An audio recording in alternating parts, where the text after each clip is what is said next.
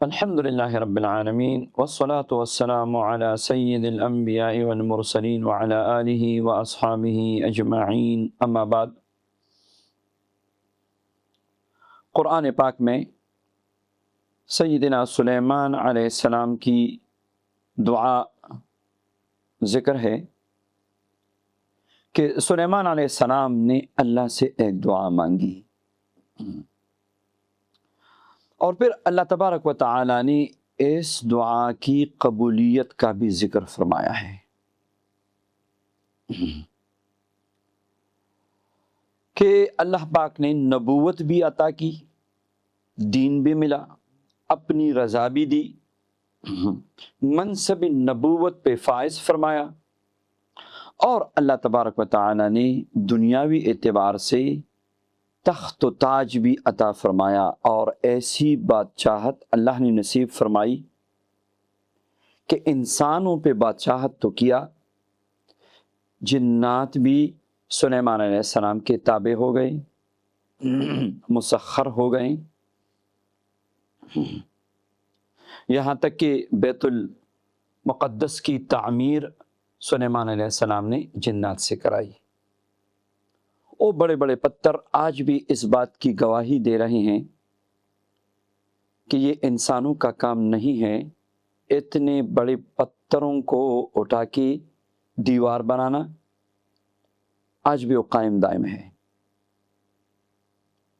جنات بھی مسخر ہو گئے، جنات تو کیا، جنات میں جو دیو ہے، بڑے طاقتور جنات، یہ سارے مسخر ہو گئے۔ ہوا مسخر ہو گئی،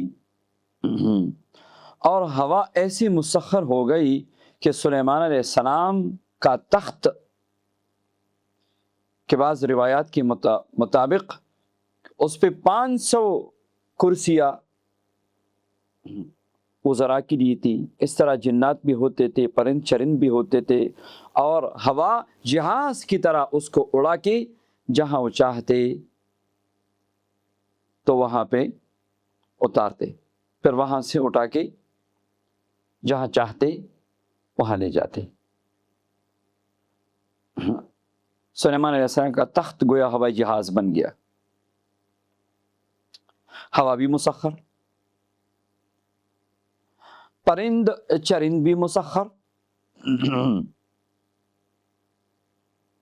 علمنا منطق الطیر، قرآن پاک میں ذکر ہے کہ حضرت سلیمان علیہ السلام نے لوگوں کو بتایا کہ اللہ تبارک و تعالی نے ہمیں پرندوں کی بول چال کا علم بھی عطا کیا ہے، اور ہم سمجھتے ہیں کہ یہ پرند چرند آپس میں کیا بات کرتے ہیں۔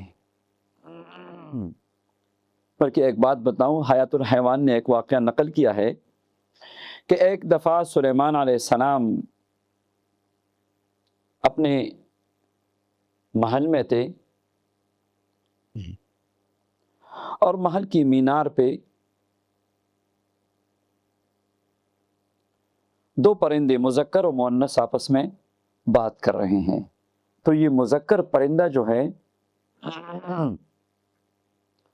مؤنث کو کہتا ہے کہ میں تمہارے لیے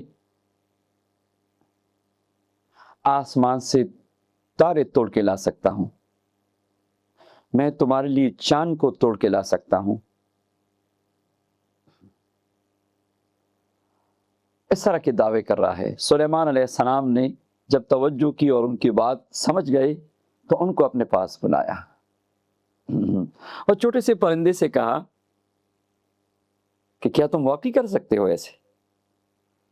تو چھوٹے سے پرندے نے عرض کی، اے اللہ کے نبی، یہ عاشق معشوق کی باتیں ہیں، اس میں آپ دخل نہ دیں، یہ ہمارے آپس کی باتیں ہیں۔ تو اللہ پاک نے ایسا علم عطا فرمایا تھا سلیمان علیہ السلام کو۔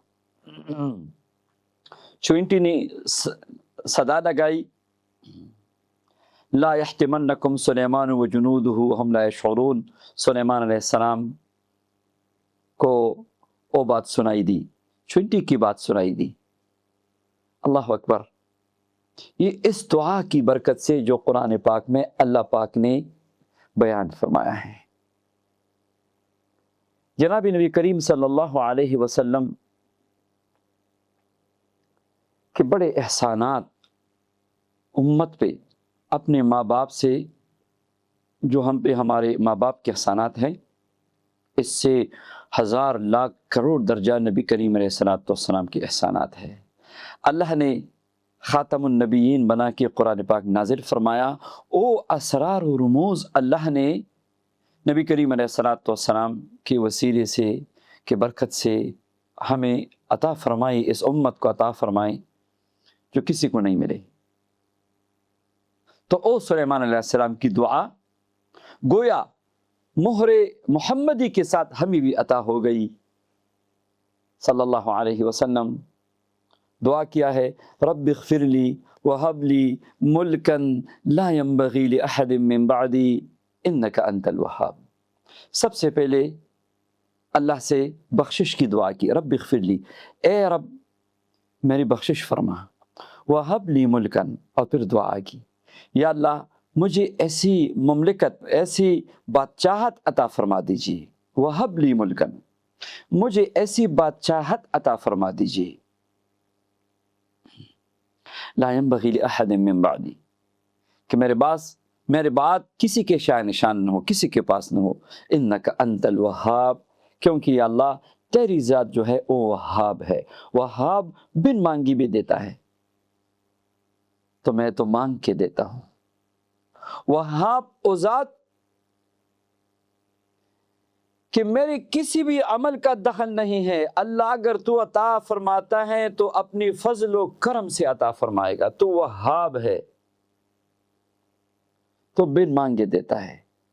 ہماری کسی محنت، کسی قابلیت، کسی کوشش، کسی ریاضت کے بغیر بھی یا اللہ تو عطا فرمانے والا ہے، انک انت الوہاب۔ پھر اس دعا کی برکات دنیا نے دیکھی، قرآن پاک نے گواہی دی، تو یہی دعا ہمیں بھی عطا ہوئی ہے، ہم بھی اس دعا کو پڑھ کے اس کی برکات کو حاصل کر سکتے ہیں۔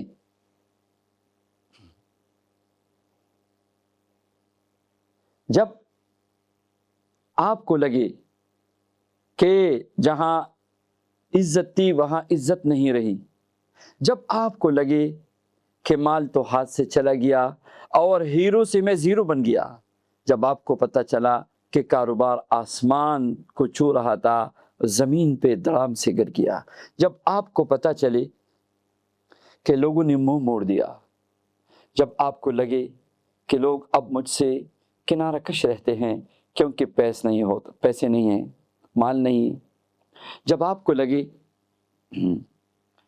کہ میں آہستہ آہستہ ایک سائٹ پہ ہو رہا ہوں، کوئی اہمیت نہیں ہے، تو سلیمان علیہ السلام کی دعا ضرور پڑھا کرے۔ جب آپ کو پتہ چلے گھر میں عزت نہیں ہے، دفتر میں نہیں ہے، لوگ مسخر نہیں ہیں، لوگوں کا رویہ بدل گیا ہے، میں چاہتا ہوں کہ لوگ میرے ساتھ اچھا رویہ رکھے، میری عزت بھی ہو، میرے پاس مال بھی آئے اور پتہ بھی نہ چلے کہاں سے آئے، تو یہ میرے زندگی کا بہت ہی مجرب عمل ہے۔ جب ضرورت پیش آتی ہے، جب پریشانی آتی ہے، واللہ اس آیت، اس دعا کی کمالات و برکات میں نے دیکھے ہیں، اور جس کو دیا ہے مالا مال ہو گیا ہے۔ اور اس دعا کی برکت سے ایسا کمال آئے گا کہ مٹی کو ہاتھ لگائے سونا بنے گا۔